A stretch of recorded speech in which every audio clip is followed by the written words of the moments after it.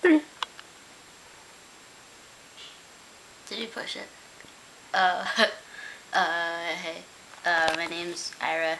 I decided to have my girlfriend Dana film this because the sound is always off, and I guess my webcam sucks really bad, and apparently it's really quiet. But I don't know if you remember, but in my, I guess, Hey Everyone video, I think that's what it's called, I don't really remember, I don't think it really matters, but my like FTM intro video, I said I was a poet, or that I enjoy writing poetry. This girl on this website that I go on, called Tumblr, her username is I Hate This Mess, and I believe her real name is Regina.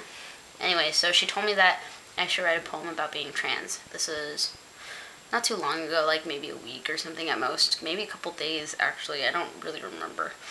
But, days? Dana says days.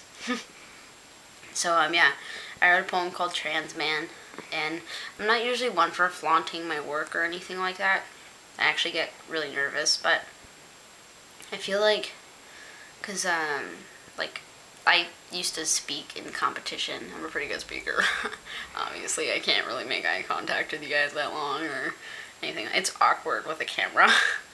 But I've had this urge, I guess, to read it. You know, if not to comfort other people, then to comfort myself. And also, like, I would like to be able to do this in, like, a coffee shop or something sometime in the future. Perhaps not the near future. I'm a little too nervous for that. But yeah, I'm just gonna read it off my computer. It's nothing special. It's a poem called Trans Man. Oh, and before I say anything else, this guy also on Tumblr, his username's XXBoy, but I don't actually know his real name, unfortunately. But he was talking about how he deals with his dysphoria, and he was talking about how he, like, cites, if you will, specific body parts of his, and then says that they belong to a man. So that inspired the beginning of my poem. It gave me a starting place, since I haven't really written anything in a long time. So I wanted to thank him for that. So yeah, Trans Man.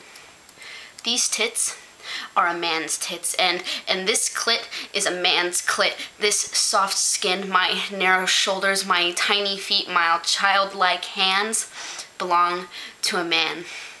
A proud man, a man who has to truly become a man, unlike most males. The thought of having a penis kept me awake at night in a hot sweat. You know, the good kind. A cold sweat when reminded that real men have dicks. The only thing that comes to mind now is I beg to differ.